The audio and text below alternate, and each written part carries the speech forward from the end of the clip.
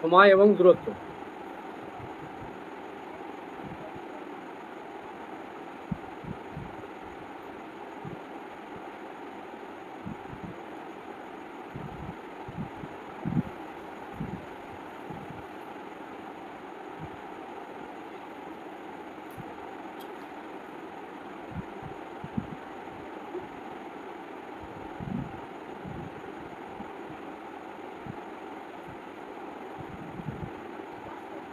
দেখো স্পিড, তাই তো 1 নম্বর ফর্মুলা। স্পিড মানে হচ্ছে কি ডিস্টেন্স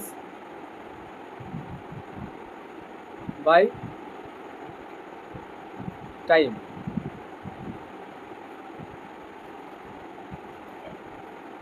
আচ্ছা স্পিডের বাংলা কি গো?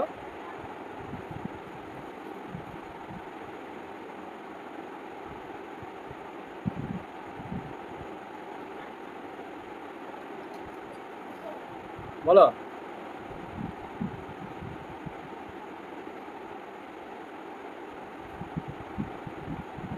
স্পিডের বাংলা বলো। আচ্ছা দেখা যাচ্ছে আমি যেটা লিখছি সুমন? হ্যাঁ দেখা যাচ্ছে।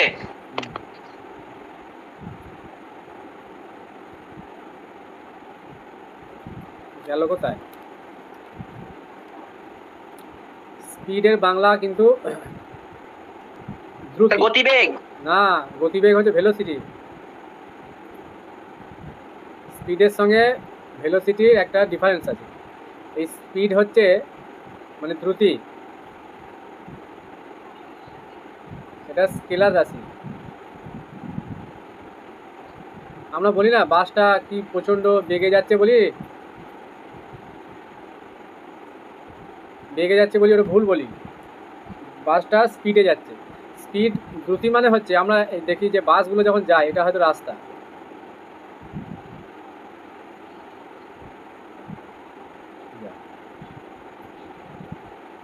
এরকম হয় না রাস্তা, এই হয়তো বাসটা এরকম জায়গায় আছে,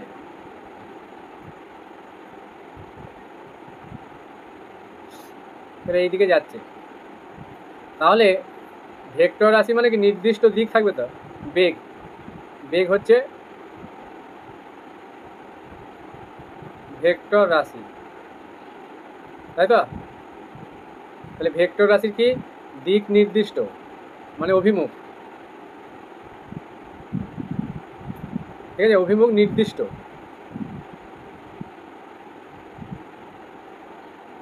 কিন্তু স্কেলার রাশি মানে কি শুধুমাত্র মান থাকবে, মান।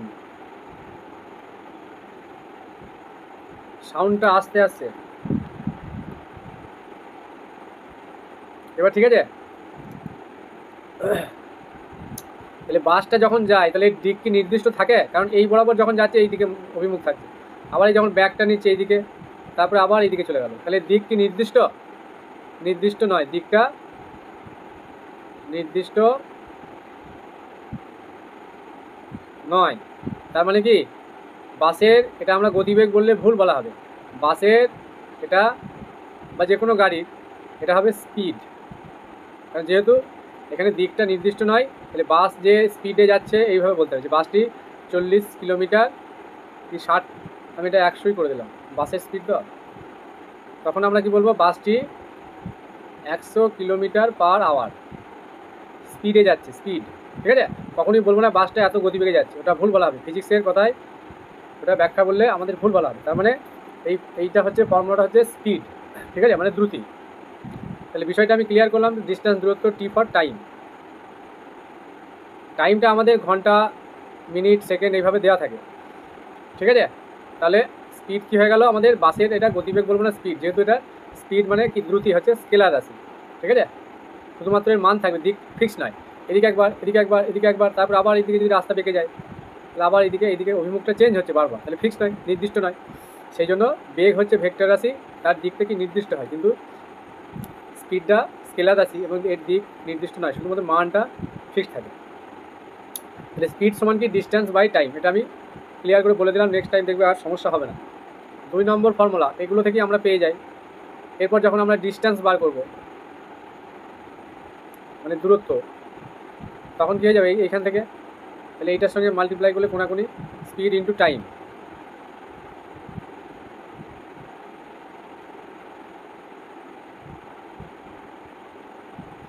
তিন নম্বর, এবার টাইম,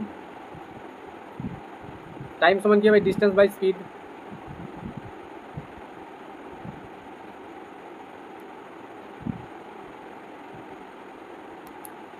এই গেল মূলত বেসিক কনসেপ্টের জায়গা।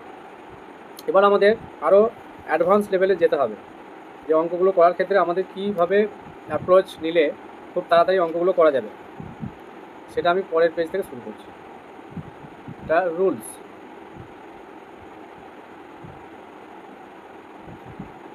1 নম্বর,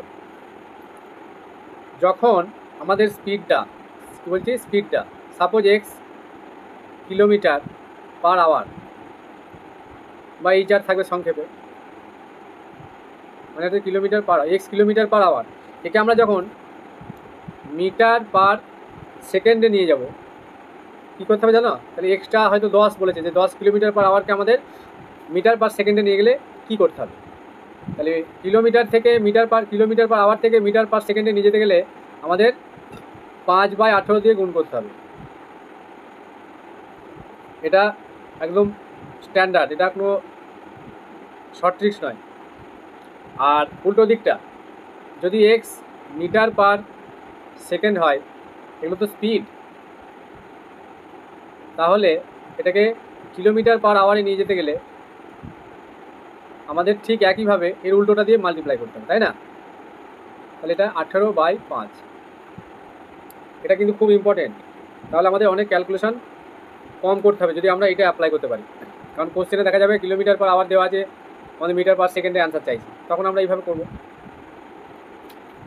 নেক্সট 3 নম্বর রুলস বলছে, if the ratio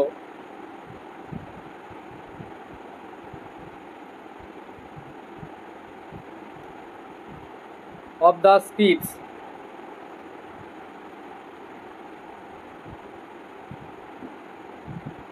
of A and B, সেটা দুজন ব্যক্তি হতে পারে, A আর B, দুটো যানবাহন হতে পারে, ইজ, তাহলে এদের রেশিও মানে হচ্ছে তাদের কি দ্রুতির অনুপাত, স্পিডের অনুপাত বলেছে small a is to small b। তাহলে দুটো যানবাহন, এটা হয়তো বাস, এটা হয়তো আমি বলছি একটা ট্যাক্সি হতে পারে, তাদের গতিবেগে, আমার গতিবেগ বেরিয়ে যাচ্ছে, স্পিডের অনুপাত বলেছে y is to b, a is to b, then the ratio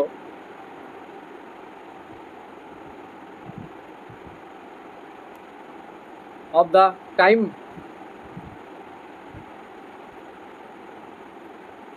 taken by them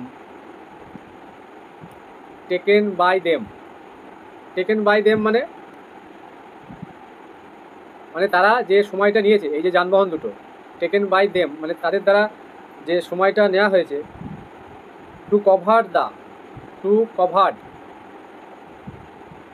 covered মানে কভার দ্য সেম ডিস্টেন্স, মানে ওই সময়ে তারা যতটা পরিমাণ দূরত্ব অতিক্রম করলো সেই অনুপাতটা হবে cover the same distance is, কী হবে 1/a ইজ টু 1/b, উল্টে যাবে।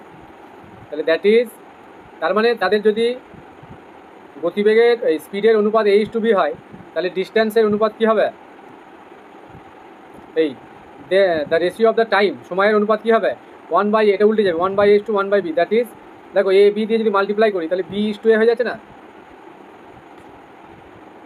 বোঝা গেল? এগুলো অঙ্ক করানোর সময় ক্লিয়ার হয়ে যাবে। 4 নম্বর, suppose a man covers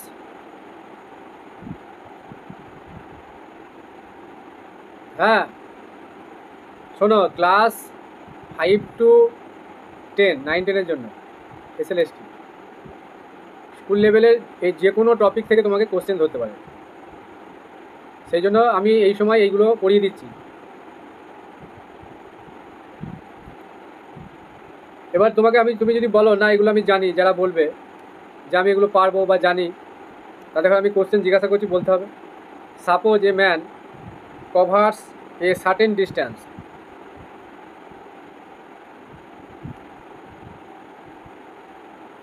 concept build হবে, স্কুলে গিয়ে পড়াতে সুবিধা হবে, ইন্টারভিউর জন্য তো লাগবেই, যারা দেখছে না তারা বুঝবে আমার কি। At x kilometre per hour and an equal distance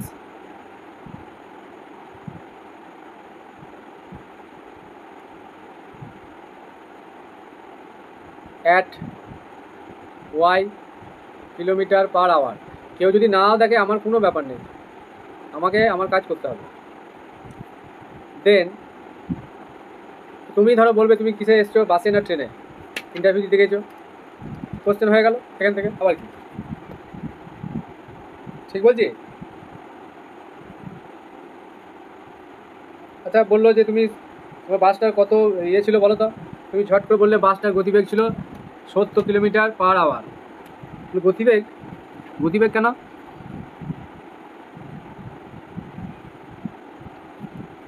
এই জায়গায় সব ফেসে যাবে।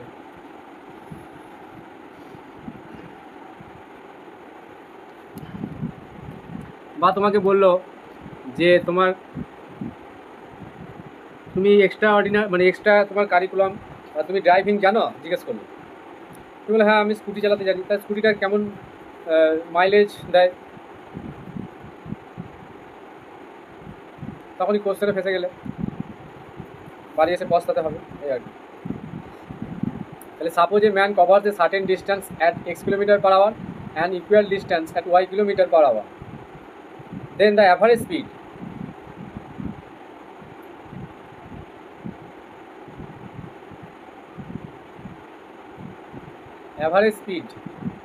এখানে স্পিড বলছে, গড় দ্রুতি ডিউরিং দ্য হোল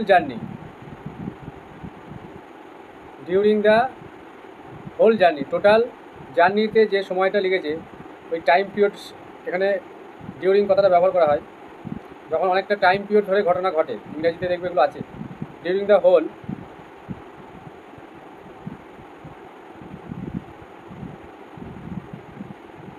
জার্নি হবে সব।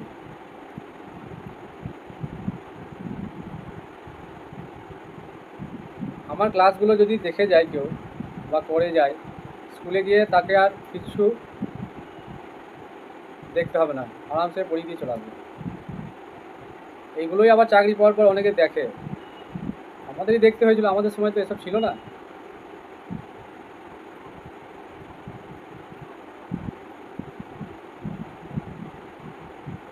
ঠিক আছে, চান্স না পেলে টিউশন পড়াবে এগুলো দেখে। তোমার তো একটাই কথা, whole journey is this. Chance না পেলে কি করবে? তুমি বাড়িতে বসে থাকবে, ছেলে মানুষ করবে, বাচ্চা মানুষ করবে, আবার কি করবে? আর তো কিছু করার নেই। নেগেটিভ চিন্তাধারাটা মাথা থেকে নামছে না, সমস্যাটা এই জায়গায়। কি আর করবো এসব। তুমি মাইকটা অন করবে একটু, তুমি মুখে বলো, আমি শুনি কি বলছো। লিখে দিয়ে চলে যাচ্ছে মনিরা।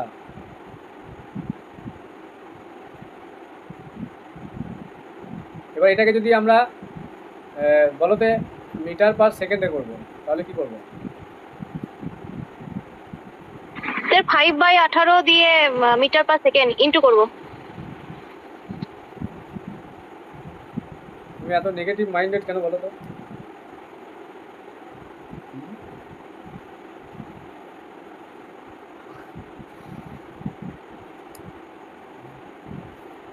তুমি একা নও, এরকম বহুজন আছে।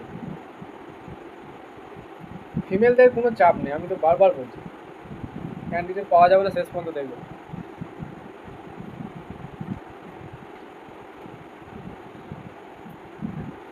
কত ভ্যাকান্সি ইনক্রিজ হবে তুমি জানো? এই ইন সার্ভিসদের গল্প বলছি। ইন সার্ভিস মানে কতজন তাদের পুরনো চাকরিতে ফিরে গেছে তুমি জানো? এই ভ্যাকান্সিগুলো কোথায় যাবে? তাদের ফ্রেশাররাই ঢুকবে তো।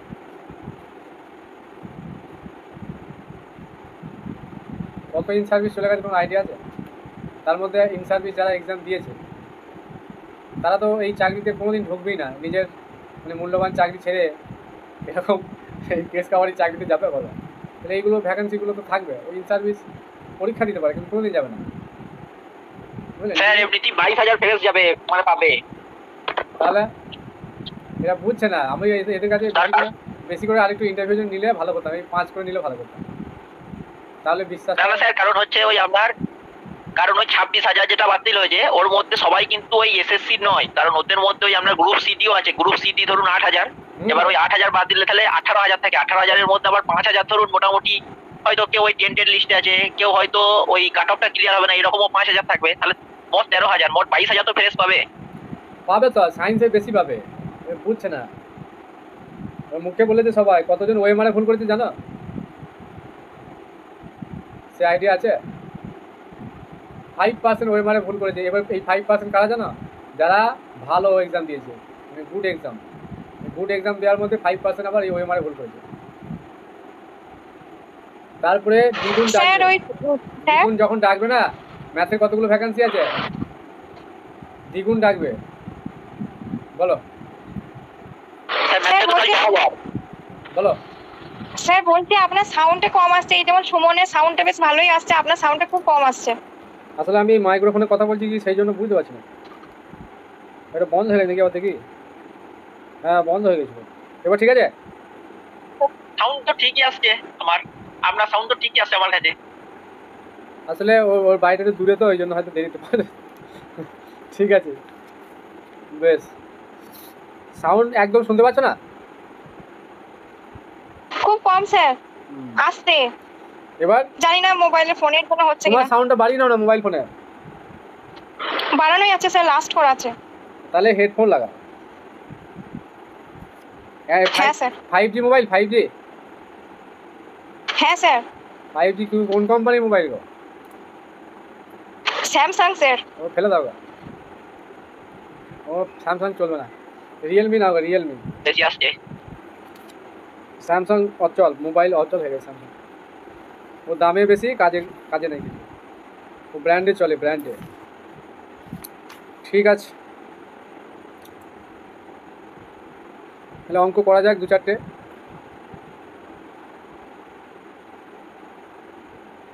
পরের পেজ থেকে করি।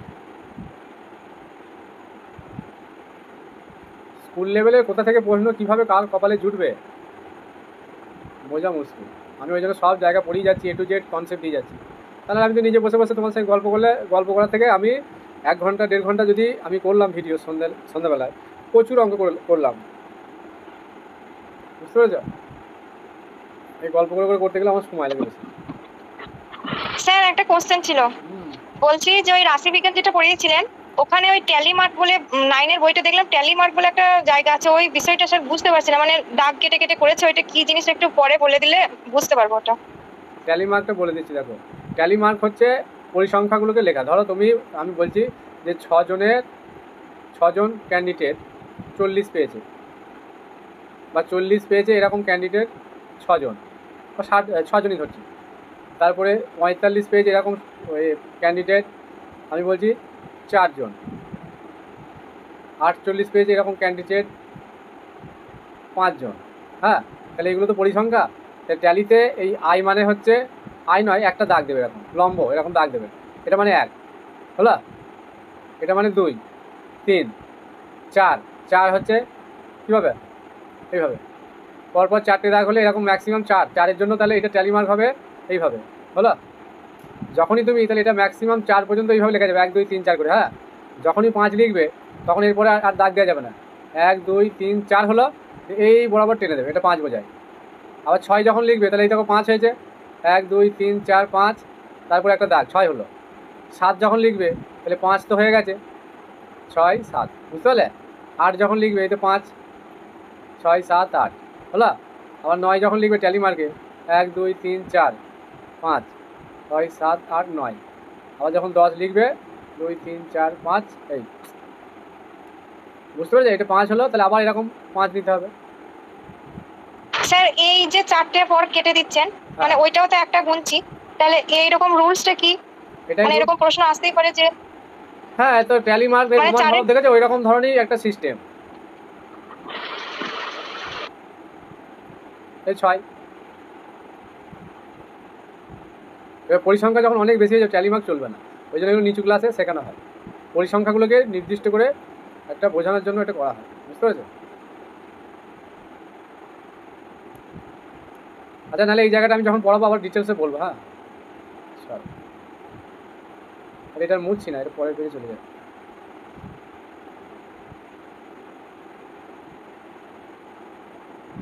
বলছি এ সাইক্লিস্ট, মানে একজন সাইকেল আরোহী, a cyclist covers a distance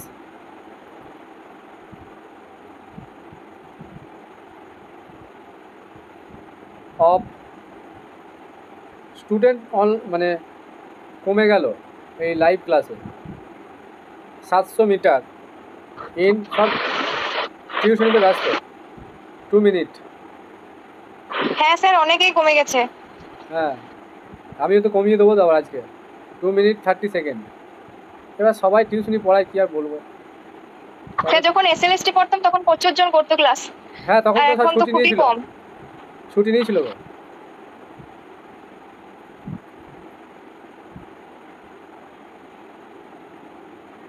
এবার আমিও এই কালী পুজোর মধ্যে সব শেষ করে দেবো। What is the speed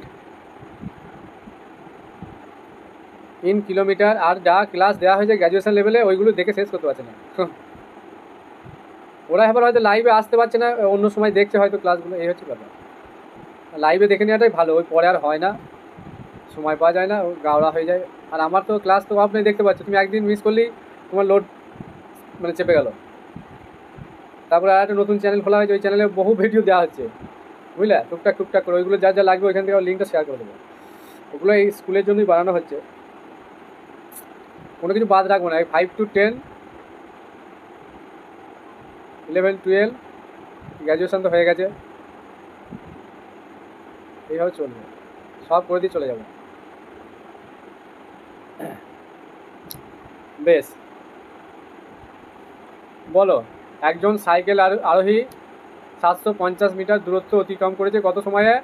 2 minute 30 সেকেন্ডে। তাহলে what is the speed in kilometre per hour? Option A 18 kilometre per hour, 12 kilometre per hour, 20 kilometre per hour, 40 kilometre per hour. বলো অঙ্কটা, বলো উত্তর বলো। তাহলে স্পিড, তাই তো, স্পিড চেয়েছে। আচ্ছা, মিটার পার সেকেন্ডে দেওয়া আছে, তাই না? তাহলে ডিস্ট্যান্স বাই টাইম, স্পিড মানে ডিস্ট্যান্স কত গো? 750, এই যে মিটার দেওয়া আছে, আর সময়টা কি আছে? মিনিট আর সেকেন্ড আছে। তাহলে কিসে করবো? সেকেন্ডে করে দেবো নাকি? তাহলে 2 মিনিট, যেহেতু এটা মিটারে আছে, 2 মিনিট 30 সেকেন্ড মানে কত সেকেন্ড হচ্ছে গো? 60, 120 আর 30, 2 মিনিট মানে 120 সেকেন্ড, মানে 1 মিনিট মানে 60 সেকেন্ড। তাহলে 2 মিনিট 30 সেকেন্ড মানে 60 2 120 আর 30, 150 সেকেন্ড। তাহলে এখানে 150 লিখে দেবো, তাহলে এটা হয়ে গেলো সেকেন্ড। তাহলে মিটার পার সেকেন্ড হয়ে যাচ্ছে, ক্যান্সেল, 5 15 75, তাহলে 5 মিটার পার সেকেন্ড হয়ে গেল।